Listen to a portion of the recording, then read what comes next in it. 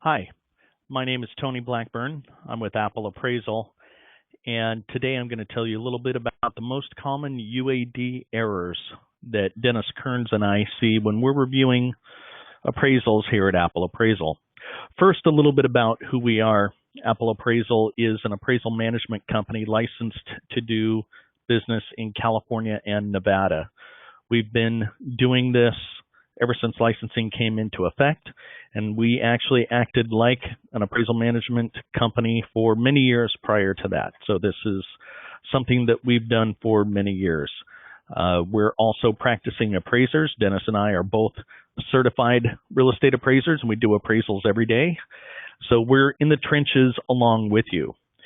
We're also part of an organization called the Collateral Risk Network that gives us access to all the top dogs in the mortgage and appraisal industry, and that gives us kind of an uncommon view into what some of the biggest issues in our industry are. And one of them is UAD errors. It's interesting that most of the software manufacturers, their UAD checkers do not pick up these things that we're going to talk about today. But if you look at Fannie Mae's requirements, Fannie Mae is very specific on what they want, and we see it incorrect all the time. And that's why we're going to do this little presentation. It should take about 10 minutes. We'll be doing more of these on different topics every week or so on things that we think are issues that need to be addressed. And so hopefully you'll get something out of it, and we'll have fewer conditions and fewer requests for revisions in the long run. If you do have any questions, you can always shoot them to ablackburn@goapple.com, or you can give me a call and I'm happy to chat with you. Dennis Kearns is the president of Appraisal. He'll be doing some of these presentations in the future.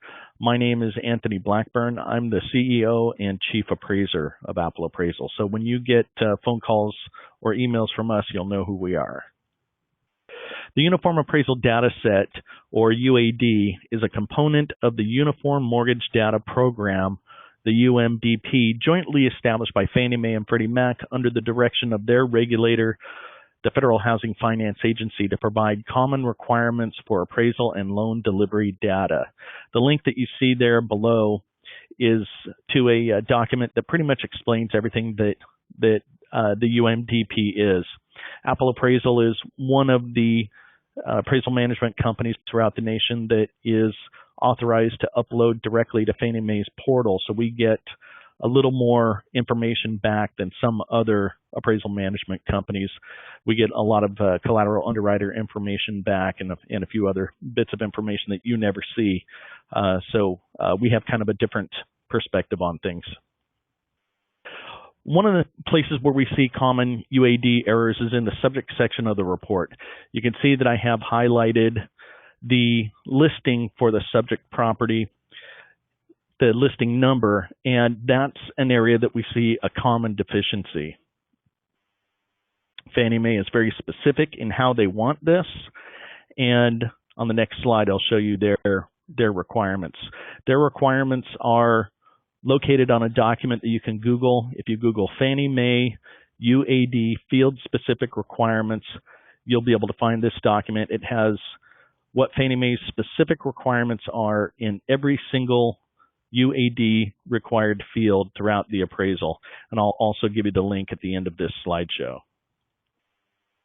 In the subject section, you want to use an abbreviated MLS name. Do not use MLS.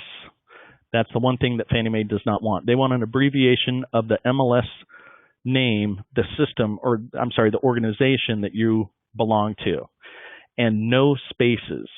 That's one of the common things we see as spaces all the way through.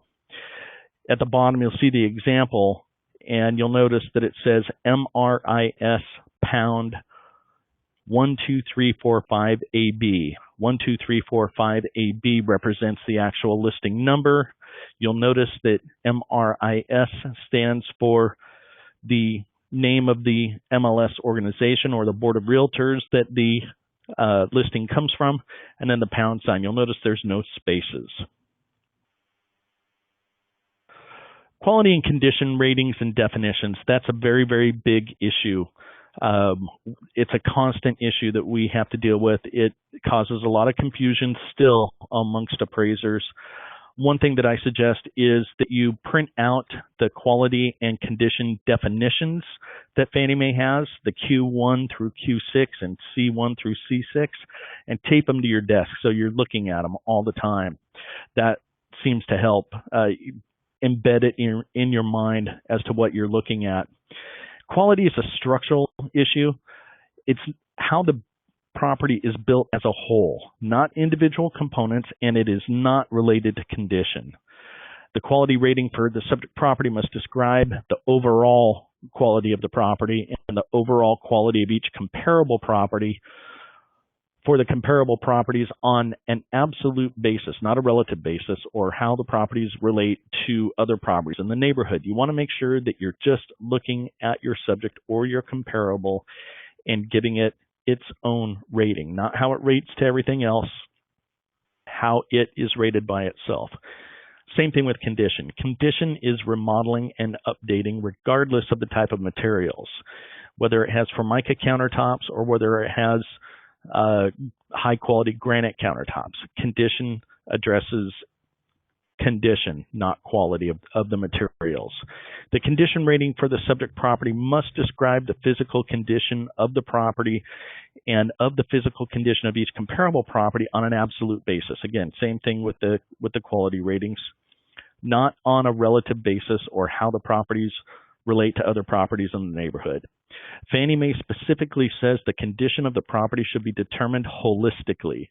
Holistic means relating to or concerned with the complete system rather than individual components or individual parts. So look at the property as a whole. Condition ratings and definitions. We'll go through the condition ones real quick. C1 is pretty easy. That's a property that's never been occupied. This would be brand new properties that are 100% new. That's pretty easy. Condition ratings for C2. These are improvements that feature no deferred maintenance, little or no physical depreciation, and require no repairs. I put in red what the really important things are to remember on these. Virtually all building components are new or have been recently repaired, refinished, or rehabilitated. All outdated components and finishes have been updated and or replaced with components that meet current standards. Dwellings in this category are either almost new or have been completely renovated and are similar in condition to new construction. This would be a property that's just a couple years old, 1 or 2 years old, very little wear and tear. Right here you see a couple of properties that we've appraised in the past. One is a 3-year-old house. It's the kitchen. It's essentially a new home. It's really, you don't need to do anything to it except move all the stuff out of the way. Or the property on the right is a 114-year-old completely remodeled home that was taken down to the studs and given even a mostly new foundation and completely rebuilt, including all systems. That would be a C2. A C3, the improvements are well maintained and feature limited physical depreciation due to normal wear and tear. Some components, but not every major building component, may be updated or recently rehabilitated. The structure has been well maintained. This would be your basic 15-year-old house. Maybe it's had the dishwasher replaced or the carpeting replaced, but it's in good condition overall. Normal wear and tear, not they had 3 dogs living in the house and 5 kids, and it's got normal wear and tear. No offense to you people with 3 dogs and 5 kids. So this would be a property that is in its first cycle of replacing the short-lived building components, things like floor coverings, appliances, the HVAC system. All those things are well maintained and haven't been replaced yet. I look at this as a home that's about 15 years old or so. Here you see a couple of examples. This is a property that we did that was 15 years old. This is the kitchen and the bath. You can see that it almost looks as if it was almost a new home.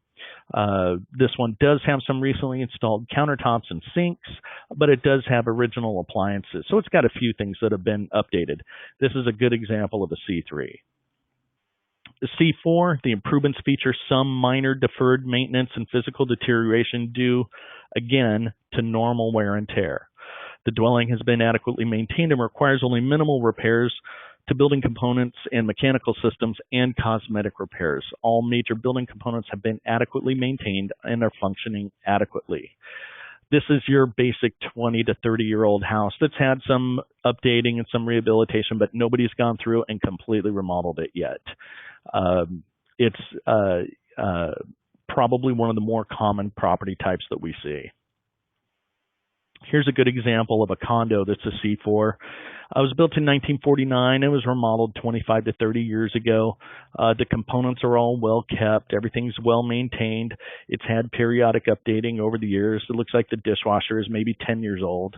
So it's definitely had adequate maintenance, but the components are all getting older. The comparable data source. This is another area that we see UAD non-compliance in the formatting of the MLS numbers.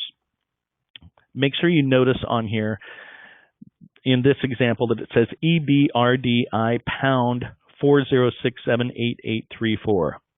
Excuse me. That's how you want to format them. No spaces. Notice it doesn't say MLS. It has a abbreviation for the East Bay Regional Data Incorporated, and then a pound sign, and then the listing number. That's how you want to format them. Excuse me. Again, use an abbreviation of the MLS name. Don't use MLS pound.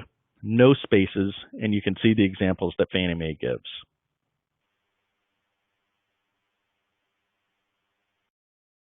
Here are some resources that I put together for you, some things that will be very helpful for you.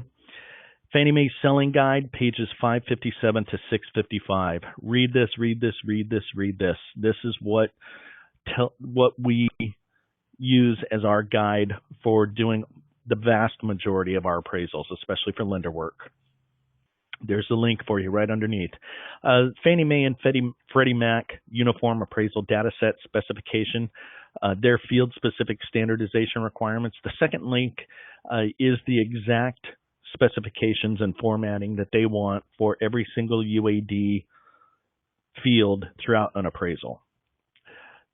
Fannie Mae UAD Data Set Frequently Asked Questions, their FAQs.